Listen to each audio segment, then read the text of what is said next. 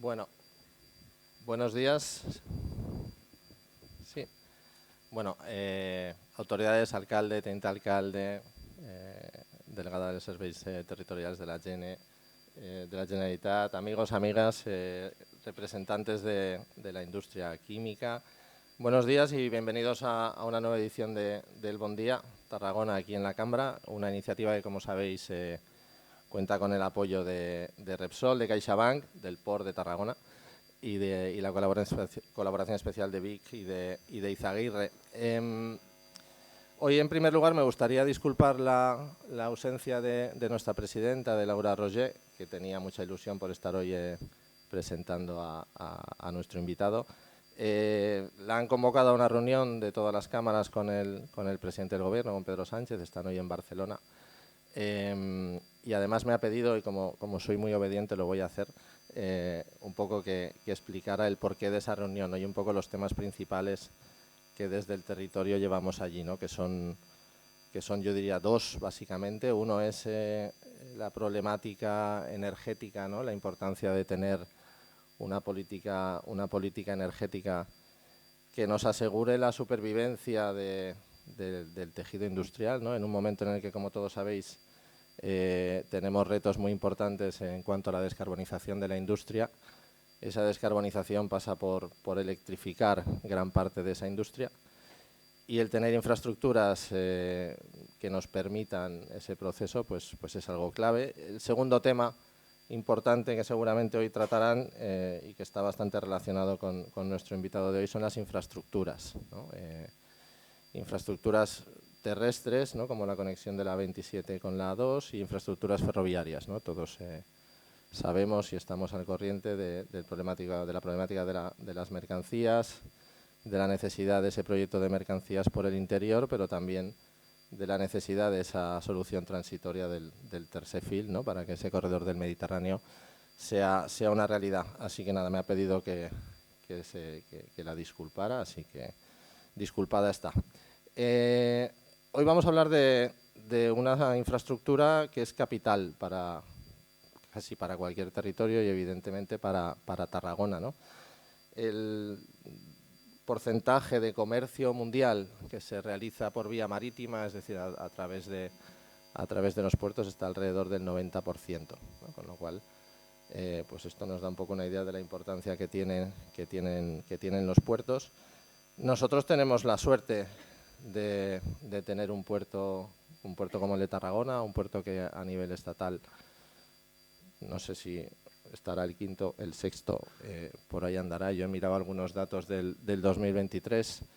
Creo que Santiago hoy nos dará en primicia algún dato del 24, que todavía no son públicos. Pero sí que es un puerto que está, pues dependiendo un poco de la tipología de mercancía, pues entre los 5 primeros del territorio español.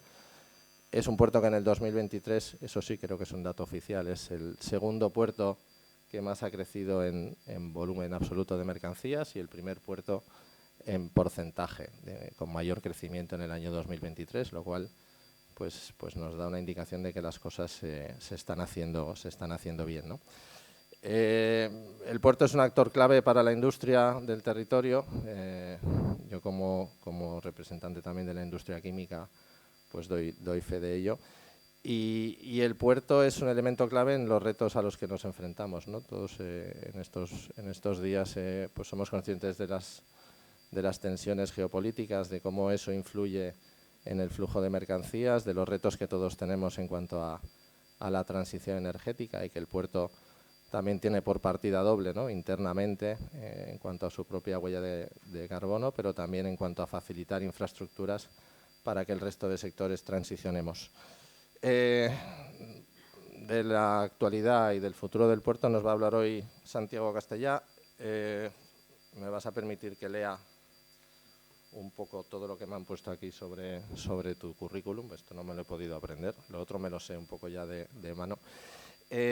Santiago es licenciado en Derecho por la Universidad de Barcelona y en Ciencias Políticas por la UNED.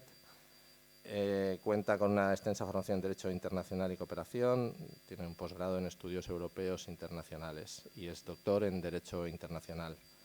Durante más de 25 años ha sido profesor de Derecho Internacional Público en la URV, universidad de la que ha sido además decano de la Facultad de Ciencias Jurídicas y vicerrector de Relaciones Externas e Internacionales.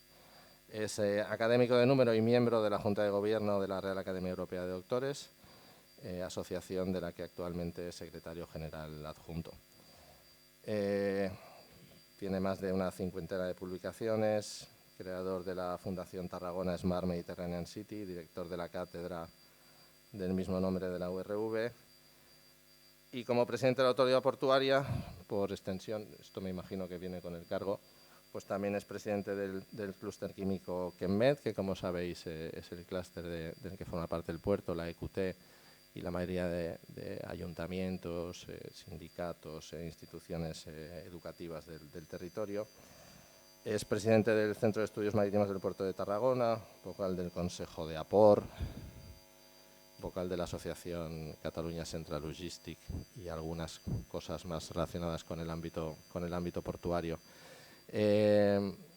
Santiago, es un gusto tenerte hoy con nosotros y te dejo con tu presentación del puerto.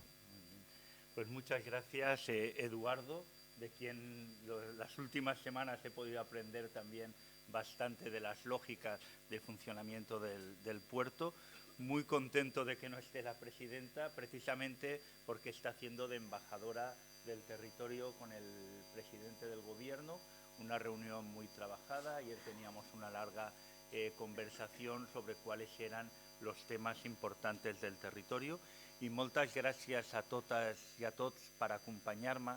Em semblava important poder fer, ara que porto aproximadament 3 mesos al capdavant a la presidència de l'autoritat portuària, poder-vos fer una explicació de la visió que vull implementar amb el port. Visió que no és una dèria personal, sinó implementada amb un equip de professionals que considero que són de primera línia, que conformen l'estaf del port.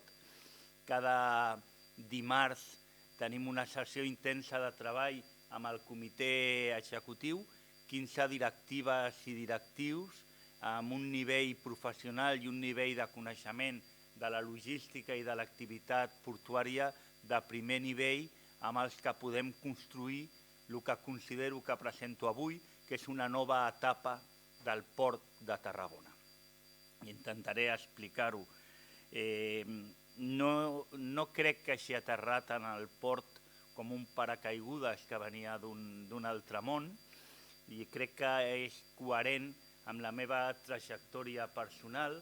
Tinc una certa passió per entendre i posicionar el territori.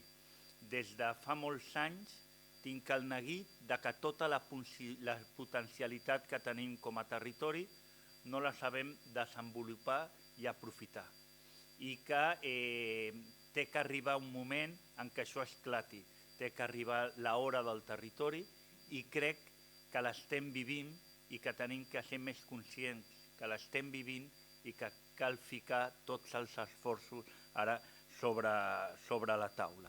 I dic que és coherent perquè ja a la universitat, amb aquest neguit, Francesc Xavier Grau em va incorporar al seu equip demanant-me que portés les relacions del territori amb la universitat i vam organitzar una xarxa d'antenes del coneixement amb implicació dels municipis fent el discurs que una universitat territorial davant la crítica d'una universitat dispersa, diguem, la dispersió és un valor i una oportunitat i efectivament el territori en el seu conjunt es beneficia de la presència i de l'activitat de la universitat. Després, com a senador, vaig intentar tenir una transversalitat amb el conjunt de la vida econòmica i social del territori. Vaig liderar una ponència sobre seguretat química que ha deixat una idea molt clara dels alts estàndards de seguretat que té la producció química i de el continu treball que hem de fer per garantir aquesta seguretat. I com a subdelegat del govern d'Espanya a Tarragona vaig tenir l'oportunitat de conèixer quasi tots els municipis quasi tot allò que es movia pel territori, amb una relació molt estreta amb el port, entenent el paper del port com a un dels motors del territori. Crec que el port té dos avantatges per poder fer d'un dels principals motors d'aquest territori. Un és la seva neutralitat política i institucional, que això ens permet ser un punt de trobada on puguem fer coincidir i convergir els diferents interessos empresarials, institucionals, municipals, del govern d'Espanya i del govern de la Generalitat al territori, i al mateix temps té un nivell professional amb els seus directius que li permeten també aportar al debat una alta qualificació, una visió científica, si voleu, una visió que pot sortir dels debats amb els que a vegades ens enconem més simbòlics i polítics. Vull fer aquest rendiment de comptes de manera periòdica perquè em sembla important que es conegui i que es valori el que està fent el port. El port és un gran desconegut. Quan a vegades algú ve a veure'm al despatx i veu des d'allà la Marina Porta Raco, es fa la idea imaginària i em diu està molt bé aquest port, i dius no estàs veient ni una dècima part. Tenim un port molt gran, ara ho explicaré, amb alguns projectes que intentaré explicar-vos molt estratègics, el de la zona d'activitats logístiques, que inclouen o que té associat al projecte els Prats del Vinyana a la xarxa Natura 2000, la construcció que hem de fer del contradic, la segona fase de la construcció del moll de Balears, l'electrificació del port als OPS, la redefinició del moll d'Andalusia i les sortides del ferrocarril, la sortida sud del ferrocarril. Entrarem en tots ells amb calma, però sí que m'interessa que coneixem algunes de les xifres del port o que interioritzem algunes de les xifres del port amb 1.100 hectàrees de superfície terrestre comptant la làmina d'aigua, 600 de terrestre, 500 de làmina d'aigua, o sigui, l'equivalent a 110 camps de futbol, a 1.100 camps de futbol, i amb una superfície total, si comptem la zona de fondeig, que seria equivalent a 4 vegades el terme municipal de Tarragona. Si ho mirem en línia de punts d'atracada, 18 quilòmetres, una vegada i mitja a l'avinguda Diagonal, 260.000 metres quadrats de magatzems coberts, 1.850.000 tones de capacitat d'emmagatzemament només d'agroalimentaris.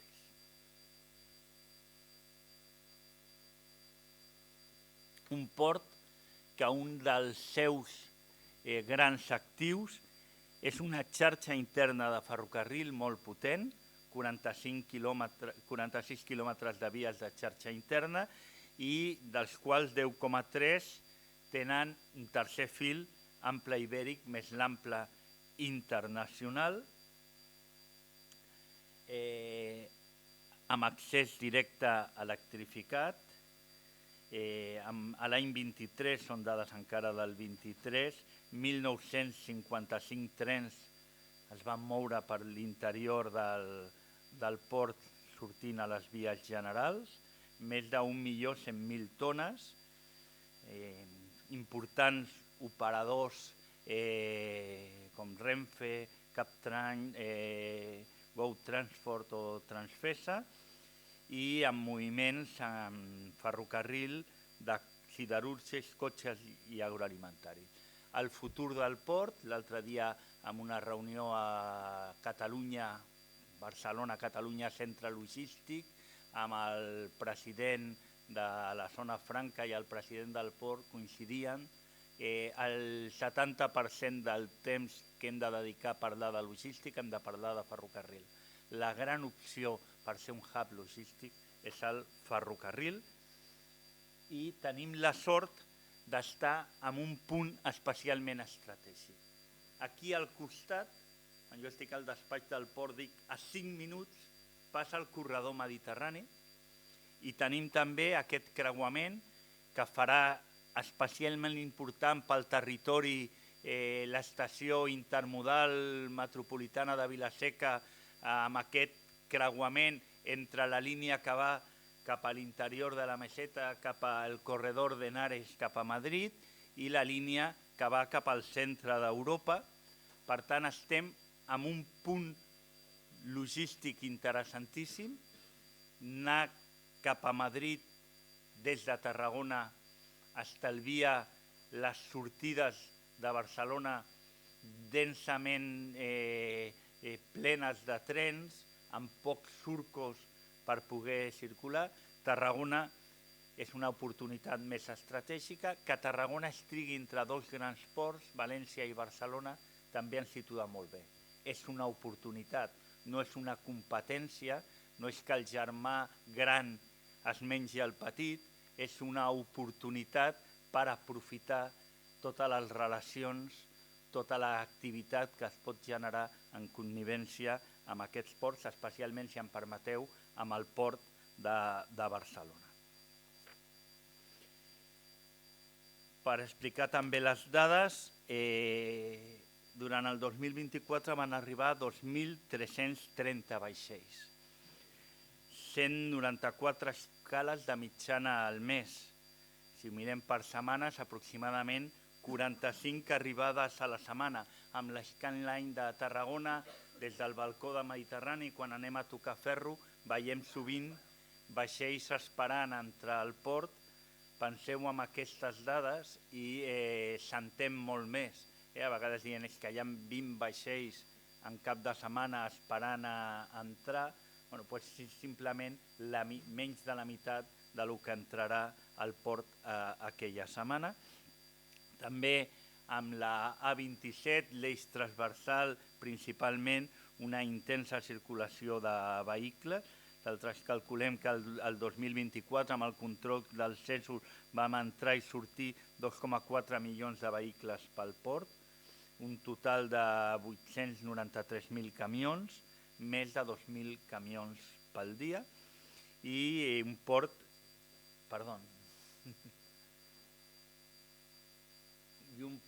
especialment competitiu i ben ordenat amb el seu RAC, les seves canonades, més de 20 milions de tones de mercaderies transportades per canonada, el 62,5% de les mercaderies del port. L'altra part circula principalment en camió, en un 94,7%, i per tant només un 5,3% en ferrocarril, xifra que hem d'augmentar significativament. Ahir que estàvem també reunits amb el centre logístic Barcelona-Catalunya, estem ja contemplant les dades conjuntament del voltant de l'11% de mercaderies en els propers 3 anys i que ens tenim que situar al voltant del 20% d'aquí al 2040. També un impacte important en la generació de feina. L'autoritat portuària té actualment 220 treballadors. Fixeu-vos en la dada, només el 30% dones. Per tant, som també una expressió d'aquest desequilibri de gènere que no hem acabat de superar i que hem de seguir treballant amb ell. És difícil dir quins són els treballadors al voltant de la comunitat portuària, però calculant les persones que accedeixen al port, podem dir que 3.370 persones hi treballen de forma habitual i 7.366 més amb bastanta freqüència. Anem a veure i avançar algunes xifres del 2024 de tràfic de mercaderies. Va ser un bon any, no tant com el 2023. El 2023 el tema agroalimentari, per la sequera que havia hagut en el camp espanyol, va ser impressionant. s'esperava una caiguda molt més potent de l'agroalimentari, del cereal, que no s'ha produït amb la intensitat que s'esperava. El comportament del mercat de cereal és molt complex, sapiguer el per què, devem tenir tots els silos plenos, però les empreses estibadores implicades en el tema continuen pensant que el 2025 pot ser un molt bon any. De líquids va entrar un 65%, principalment vinculat, òbviament, exclusivament vinculat a la indústria petroquímica, sòlids, principalment parlem aquí d'agroalimentari, un 29%, i un 6% de càrrega cereal, el qual ja ens indica que tenim que treballar més la diversificació d'entrada de productes en el port. Deia que el comportament d'agroalimentari ha estat molt bo durant el 24, el descens és aproximadament un 8,5, el 23 va ser excepcional i poder parlar que han entrat 7 tones d'agroalimentari de cereal, principalment destinat a l'alimentació de les granges de Lleida i de l'Aragó, és una dada molt important, igual que el bon comportament del cru, de petroli, de granel líquid, que ens situa en unes xifres excel·lents i que també és difícil de veure l'evolució, de preveure l'evolució d'aquest mercat, però és una de les grans fortaleses del port. Sense petroquímica no tindríem un port fort i amb totes les possibilitats d'incidir en el desenvolupament del territori.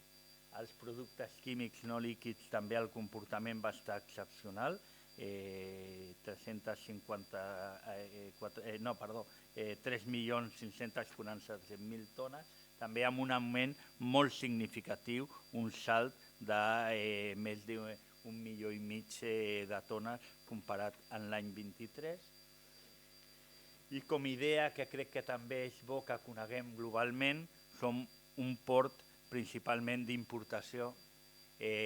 Tenim un 27% de l'activitat dedicada a l'exportació. M'interessa molt aquesta idea de posicionament del port al territori. Efectivament, com deia l'Eduardo, podríem dir que som el 6è port de l'Estat. Això normalment no ho coneixem. El port de Barcelona, amb una dimensió impressionant, el 3è port de l'Estat, eclipsa. És veritat que tot això es pot mesurar de moltes maneres i que amb Huelva, amb les Palmes, amb altres ports, també no surt aquí, amb Cartagena, a vegades competim amb lligues molt similars.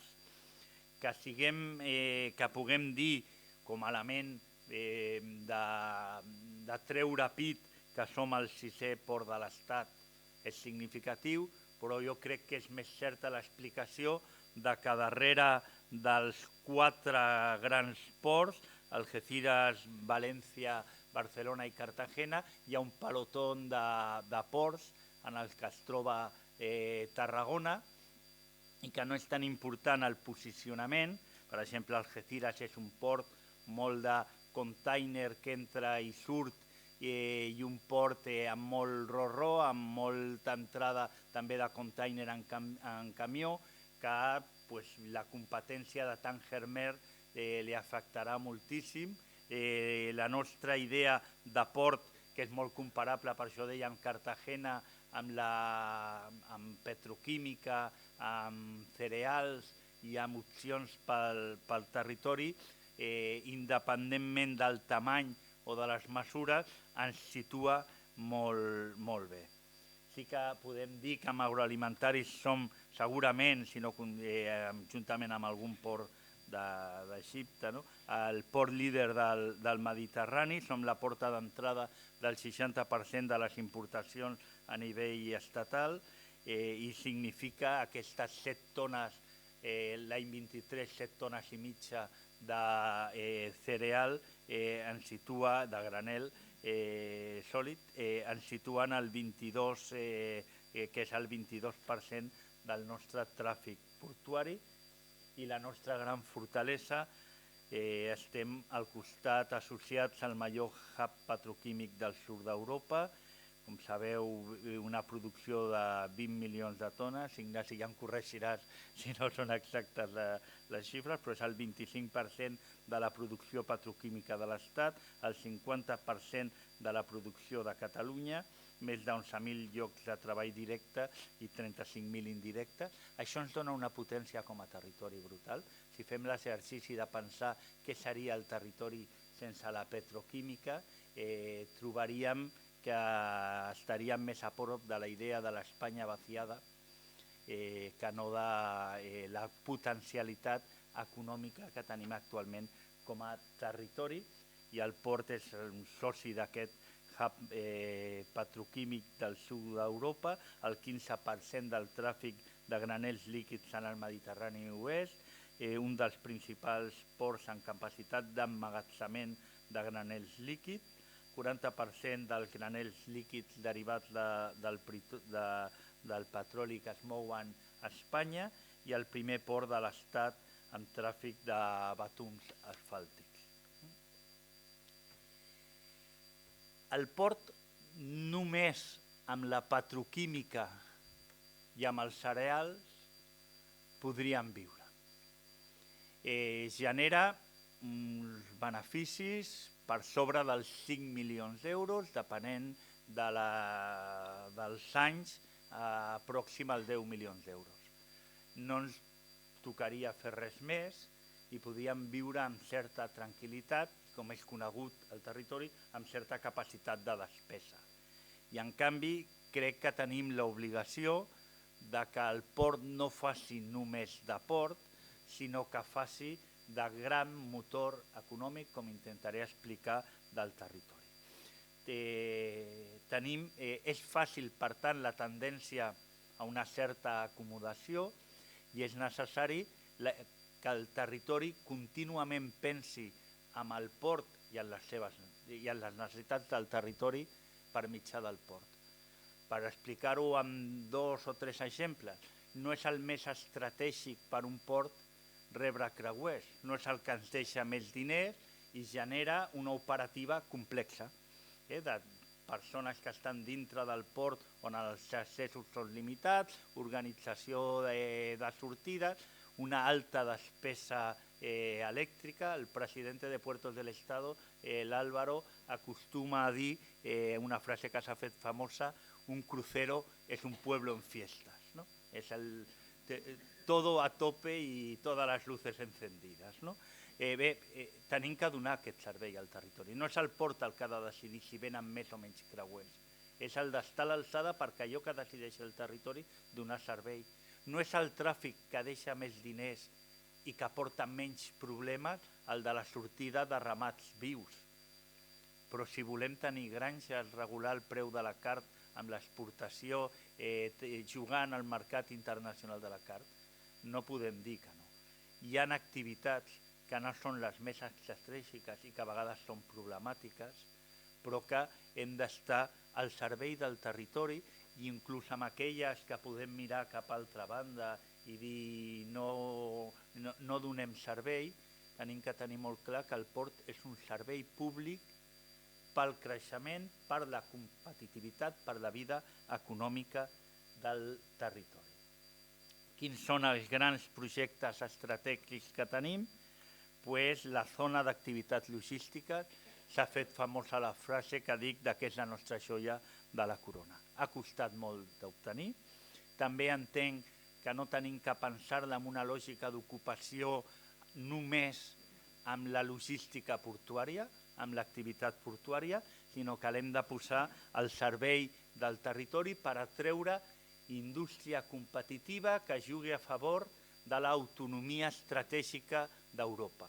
I estem treballant molt bé amb Acció, però no només amb Acció, hem ampliat amb l'ICEX, amb tot l'Institut de Comerç Exterior de l'Estat, amb Casa Àsia, l'altre dia amb la cònsol de Xina, per trobar la millor opció que ha de decidir el territori, que no ha de ser una opció unilateral del port, sinó que tenim que trobar una indústria d'alt valor afegit, de gran capacitat de treure talent, de generació de molta mà d'obra i oportunitats i llocs de feina i que interactuï positivament i alineada amb la indústria que ja tenim al territori. I aquí el tema de cotxes, el tema de semiconductors, el tema de bateries, són moltes de les opcions que tenim sobre la taula que hem de guardar confidencialitat.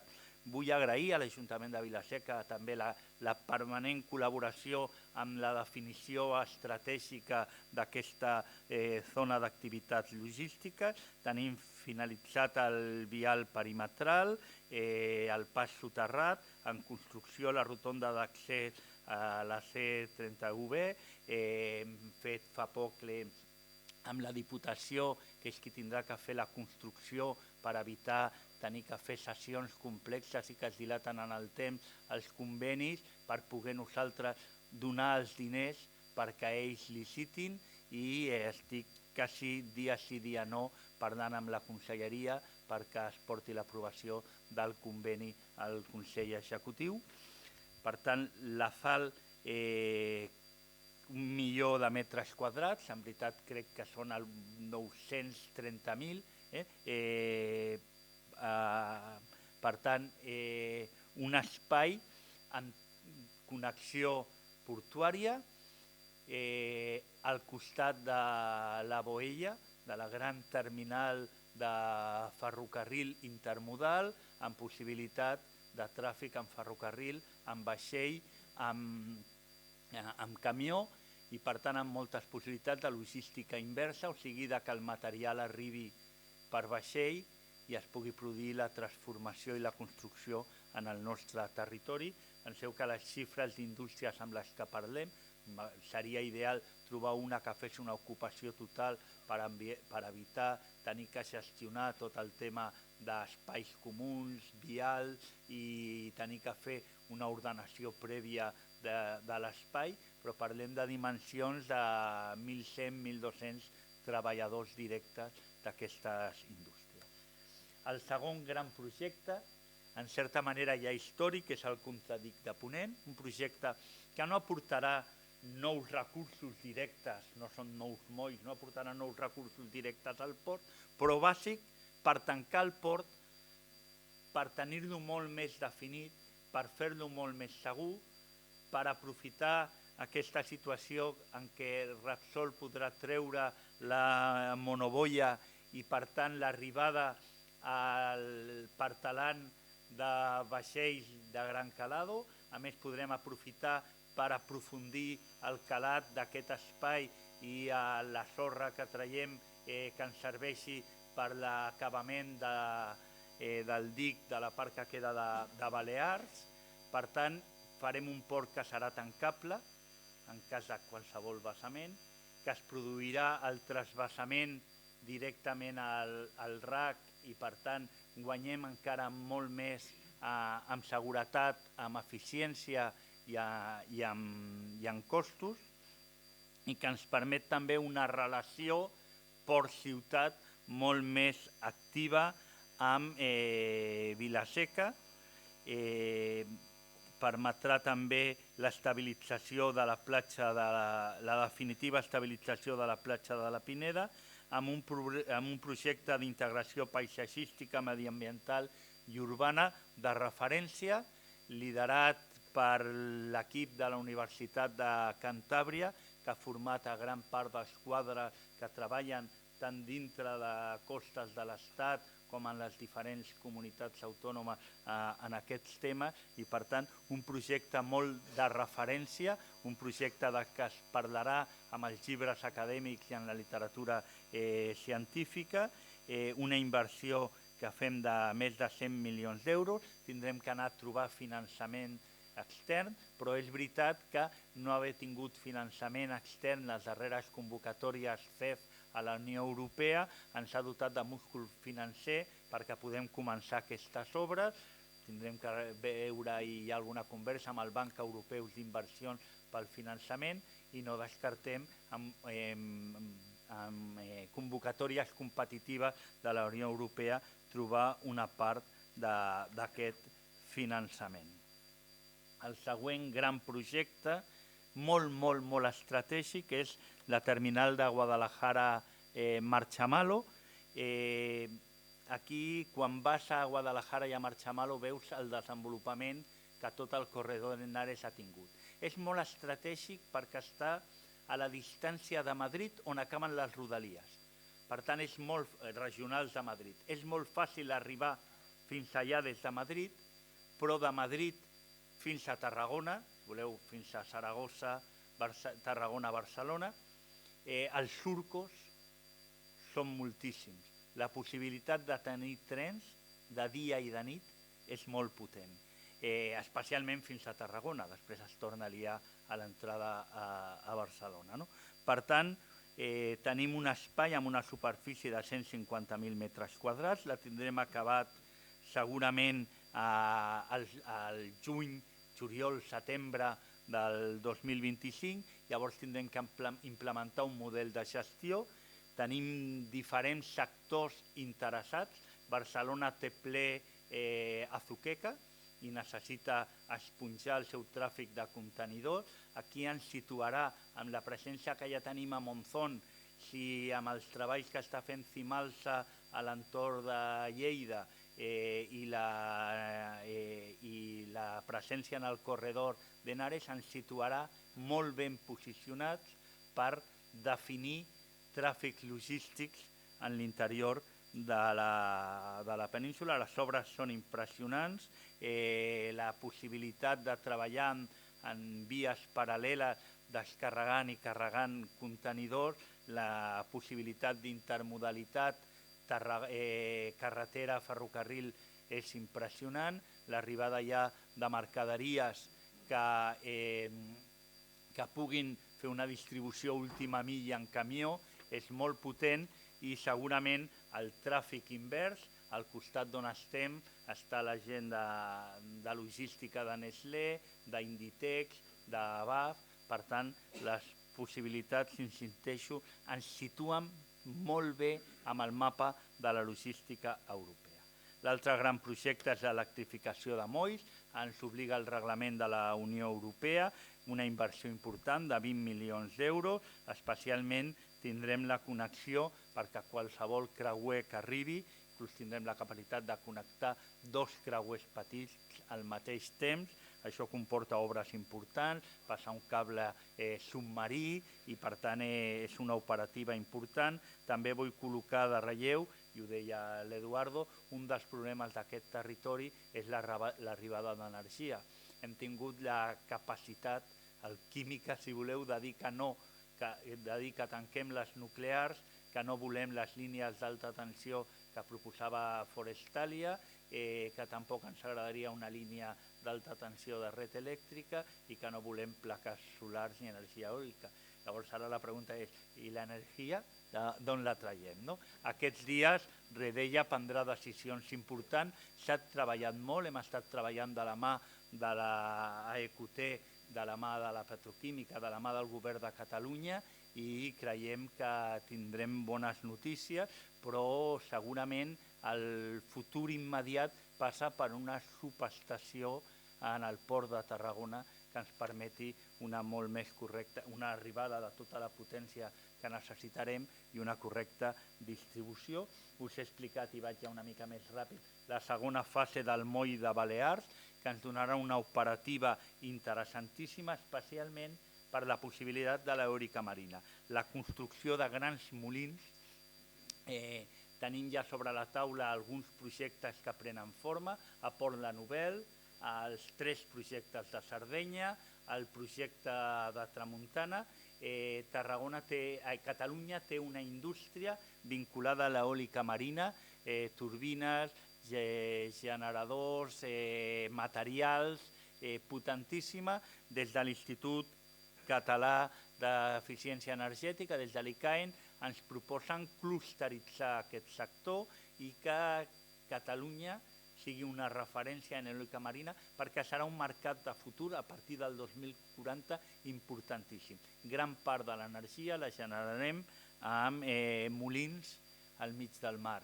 I aquí tenim una oportunitat de jugar molt potent perquè tenim els espais, es pot utilitzar algun dels contradics, algun dels molls nous associat al contradic o a l'espai aquest de Balears, espais que no hem construït per això, però ja els tindrem, es poden dedicar a esponjar el tema de cereals, a altres activitats, però la possibilitat de construcció la tindrem, tindrà un alt valor afegit, una atracció de talent molt important i hem proposat liderar un lobby en defensa de que Tarragona sigui un dels espais de l'Estat, el del Mediterrani. Han aixecat la mà amb força a Castelló i Almeria, però creiem que tenim la capacitat de convèncer a ports de l'Estat, que les properes subvencions de l'IDAE tinguin ja una orientació en aquest sentit i sobretot clusteritzar a Catalunya tot aquest sector industrial vinculat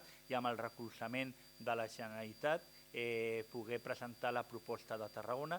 Barcelona no vol jugar amb aquesta línia i per tant no té els espais disponibles com els tenim nosaltres i per tant tenim una bona oportunitat. A l'hidrogen, vaig molt ràpid, serà també una oportunitat. Ens hem posicionat bé, som la seu de la Vall de l'Hidrogen de Catalunya, no només el port sinó també l'associació Oriol Gràcies d'Aport, que ens està ajudant molt amb aquest tema i aquí hem d'anar de la mà també de la indústria, la principal interessada i actora en la descarbonització del territori per trobar totes les oportunitats, però si es decideix com a país, Tarragona podria ser un hub de l'hidrogen verd. Passarà per aquí al costat la gran autopista de l'hidrogen Barcelona-Marsella i l'autopista que està generant Enagás i que portarà l'hidrogen al centre d'Europa. Aquí serà molt barat produir energia solar, pot arribar hidrogen a Tarragona de diferents ponts de la península, sapiguem que aquí pot ser un punt de distribució. Hi ha alguna empresa alemanya que ja ens ha parlat si tindríem capacitat d'un tren diari d'amoníac per les seves indústries. El preu de produir hidrogen al centre d'Europa serà caríssim i segurament impossible que hi hagi per tothom. Acabo amb el moll d'Andalusia, l'hem de redefinir, l'hem de trobar un sentit comercial nou. Jo aposto per l'arribada de containers. Havíem arribat a tenir a prop de 250.000 containers en DP World. Tenim que fixar-nos com a objectiu a curt termini 150.000 teus, no containers, teus, per any. Això ens donarà una fortalesa de diversitat que al final és important pel port i de moltes possibilitats d'implementar oportunitats logístiques. El gran repte que tenim és les sortides del ferrocarril per sud. Estem treballant molt bé amb l'Ajuntament de Tarragona i amb l'Ajuntament de Vila-seca. Creiem que tenim solucions molt bones. Hi ha hagut un equip de l'INECO d'enginyers treballant en aquestes solucions i hem aconseguit que el Ministeri iniciï un estudi informatiu.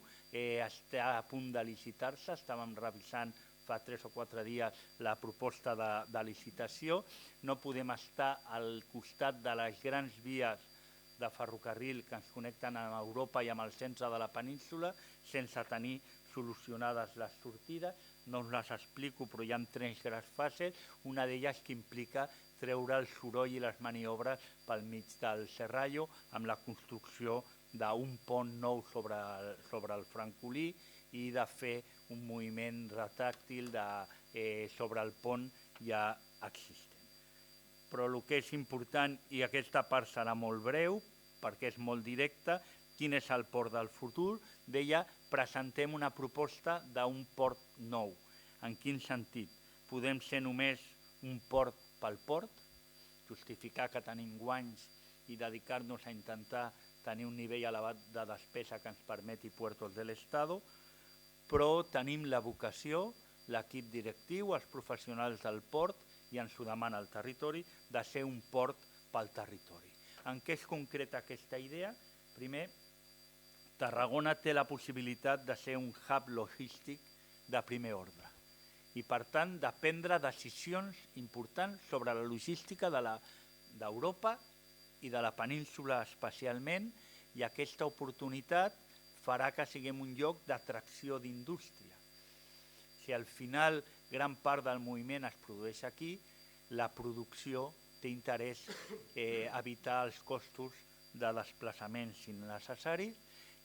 Amb la mesura que sapiguem treballar bé la intermodalitat, la gestió de les mercaderies, la incorporació de les noves tecnologies, de la digitalització, de la intel·ligència artificial, i en aquest sector jugarà molt fort també el blockchain, tindrem unes grans oportunitats. Som líders ja en tràfic de cru de petroli, en tràfic d'agroalimentari, la proximitat de València i de Barcelona ens dona molta oportunitat i estem fent les inversions estratègiques, tenint la terminal de Guadalajara, la gran terminal de la Boella, que també és un espai preuadíssim, la participació que volem tenir, que la Generalitat també ens requereix a 4 pilars a la nova terminal intermodal de Lleida, la presència que tenim a Monzón i, per tant, hem d'aconseguir que Tarragona sigui un nus logístic de primer ordre determinant pel conjunt de l'economia europea. Segona gran línia del futur del port, hem de ser un hub amb la reindustrialització del territori, especialment amb la zona d'activitats logístiques. El principal espai industrial de grans dimensions disponible a Catalunya, ja urbanísticament ordenat. Pot entrar una empresa, l'altre dia parlava amb una empresa de cotxes xinesa i em deia podríem començar a instal·lar-nos a finals del 2025? Sense cap problema. Tindrem que accelerar algunes coses, però ho tenim tot prou ordenat i preparat, per tant, capacitat per acollir inversions industrials del valor, i al mateix temps estem adquirint terrenys al voltant de la Universitat Laboral, tot l'angle recte del voltant de la Universitat Laboral, que aquest any asfaltarem i deixarem preparat segurament perquè per l'alta presència de vehicles en el port que arriben, i especialment per les arribades que tenim previstes de vehicles MG que ara es fabricaran a la Xina, aquests espais de moment ens serviran per donar sortida a aquest tràfic de vehicles, però que tenim un futur de possibilitat amb l'espai de la laboral, sobretot si es treballa amb el seu trasllat. Tenim molt bona connexió amb l'alcaldia i el municipi de Tarragona en relació amb que acompanyarem el POUM que decideixi el municipi perquè és qui ho ha de decidir, i donarem totes les opcions possibles per qualsevol solució. S'ha parlat a vegades el trasllat de la laboral, l'arribada de CLH, Exolum a aquests espais. Estarem atents i amb el màxim de col·laboració. El port ha de ser també un hub cultural. Tenim uns espais magnífics, hem aconseguit ara una inversió del 2% cultural important per rehabilitar-los, dels Tinglados. Ha de ser la nostra illa de museus de Berlín. La gent ha d'anar al port perquè sap que hi ha el moll de costa, perquè sap que hi haurà activitat cultural. 4 grans idees. El Tinglado número 4 el tindríem que dedicar a l'arqueologia clàssica, i això tindríem que trobar la complicitat. Ja m'he reunit 2 vegades amb el Museu d'Arqueologia de Catalunya. Tindríem que trobar que les grans exposicions sobre l'època clàssica es portessin a Tarragona, s'iniciessin algunes a Tarragona i després es portessin a Barcelona. Estic treballant perquè el Museu de l'Arqueologia Subaquàtica de la Generalitat, el Museu Central, vingui a Tarragona. Estic disposat a cedir l'espai on està la cofreria de pescadors perquè ho gestioni la Generalitat, i allà poder tenir en el pis de dalt, a sobre de la cofreria i de les entitats que han de continuar en aquell espai sí o sí, en el pis de sobre poder habilitar el museu i un espai, normalment li diem entre nosaltres espai romesco, on hi hagi una activitat de gastronomia, no tant com una gastronomia oberta a tota la societat, sinó per poder fer cates, degustacions, presentacions. El tinglado número 3 es tindria que dedicar a grans exposicions d'art contemporani, de referència, hem portat xillides, plenses, necessitem ser una connexió amb el Museu d'Art Modern de Tarragona, amb exposicions de molt nivell. El tinglado número 2 el tindríem que dedicar a l'activitat excel·lent que estem fent d'artistes del territori, d'artistes novells, d'exposicions més de quilòmetre zero i de proximitat, i el tinglado número 1 ser un far del coneixement, seminaris, activitats vinculades al futur del territori, intel·ligència artificial, sostenibilitat, aigua, portar els grans temes de reflexió global al nostre territori. Hem de repensar els espais del moll de costa. Crec que algun dels espais, especialment la placeta que hi ha a la sortida del moll de la Petxina, tindrien que portar el nom d'Antoni Pujol, que va ser el precursor de tota aquesta activitat al moll de costa, creador del CEMAP i amb una activitat museística interessantíssima en aquells moments, i hem de refinir aquests espais. M'agradaria que el Museu del Port tingués un bar, tingués inclús un petit restaurant que donés vida a tota aquella part, i a part de ser un hub logístic, un hub industrial, un hub cultural, hem de ser un hub de sostenibilitat, acompanyar la transició ecològica, la descarbonització del territori. Estem en molts projectes de biodiversitat, de col·locació en els magatzems de plaques, de possibilitat de generació d'energia. Els magatzems gasten molt poca energia, la que es generi que pugui ser utilitzada per les empreses a menys de 2 quilòmetres del nostre voltant. Estem treballant amb diferents operadores comercialitzadores d'aquesta electricitat, i també una atenció molt especial a l'impuls de les polítiques i actuacions de gènere. El port necessita un punt violeta, especialment arriben molt vaixells creixentment amb persones, amb dones, i cada cop hi ha més presència de dones en els espais portuaris. Ha de ser un lloc d'espai zero de violència masclista, de reduir totes les actituds discriminatòries, i impulsarem l'existència de l'Associació de Dones Portuàries, de treballadores dintre de l'autoritat portuària i de la comunitat portuària que vulguin treballar amb aquesta línia, i tenim que incorporar més i millor talent femení, i al mateix temps acompanyar, com ja fem, l'activitat cultural, social, cívica de les institucions i associacions del territori.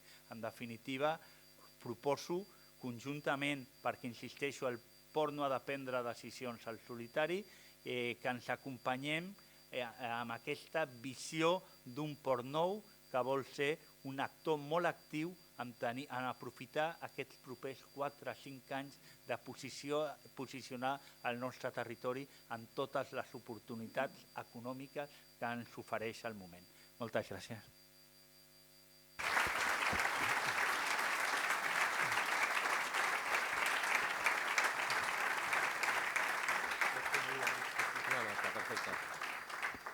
No, gracias, Santi, por esta visión tan amplia de lo que es el puerto y también de los proyectos estratégicos que nos tienen que ayudar a superar algunos de los retos.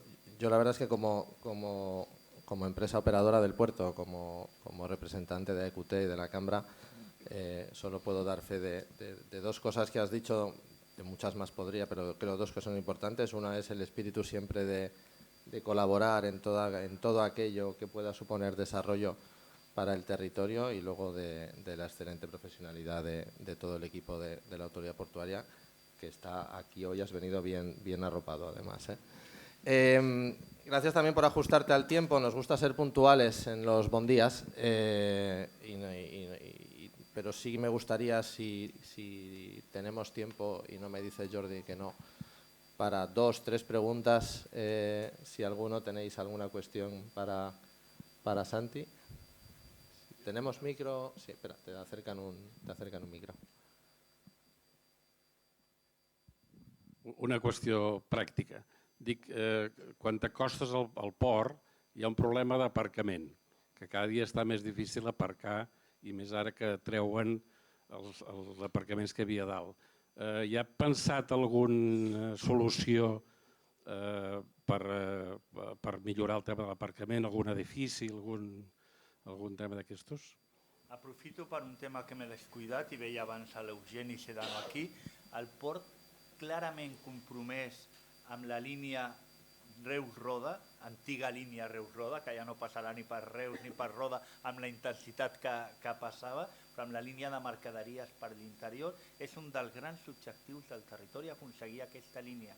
I hem de plegats anar, potser ja la setmana que ve, no pot esperar més, a demanar que es comenci l'estudi informatiu sobre l'alternativa més viable, si no recordo malament, era la U4, de les 15 alternatives que plantejava el Ministeri.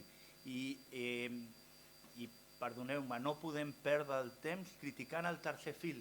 El tercer fil és la gran oportunitat que tenim ara, que ha de ser provisional, però seria un drama si no la tinguéssim. Primer ens ha servit per canviar tota la línia de la costa, que era un desastre, que no funcionava, que s'aturava 3-4 vegades al dia. Tenim travesses noves, catenàries noves, sistemes de seguretat i de comunicació nous. Serà una línia molt més fiable, però és una línia que podrà tenir molt poca mercaderia i que sabem que la mercaderia produeix a la població dels voltants algunes incomoditats de soroll. Hi haurà menys vibracions en les noves vies, però no és la solució definitiva ni que necessita el territori. Per tant, hem d'accelerar al màxim els treballs i hem de tenir un compromís tot molt clar en la línia de mercaderies per l'interior.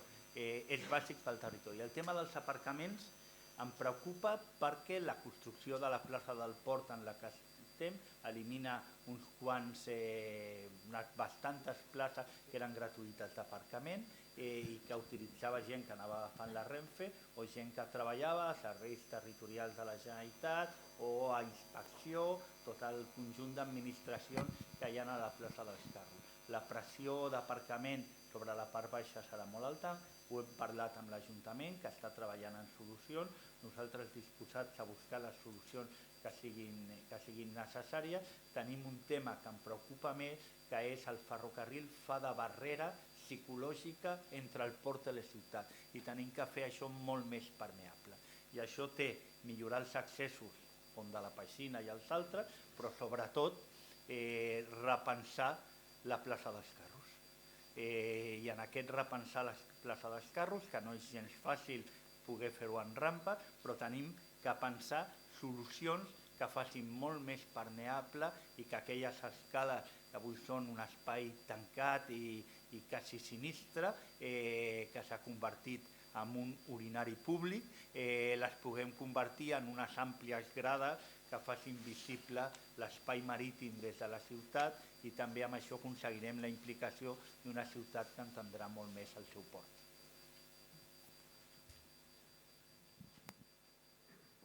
Miquel Àngel Fuster, del Col·legi d'Economistes. Parcialment m'has contestat ja perquè volia fer esment al tema de les infraestructures ferroviàries i el paper que pot jugar el port davant de les diferents administracions públiques per aconseguir una cosa que és crítica i que es beneficiaria del territori i les persones, l'aeroport de retruc, etc. O sigui, quines mesures concretes, per donar una miqueta més, les has passat d'una forma una mica ràpida, pot aportar al port per millorar aquestes infraestructures ferroviàries i mica en mica anar revertint aquell percentatge que has donat del 95,5%. Gràcies. Moltes gràcies i gràcies per la col·laboració permanent que tenim i els espais de reflexió que propicieu al port i al conjunt de la ciutat. El port té una gran capacitat d'interlocució. En aquests 3 mesos han passat 4 conselleres, consellers pel port.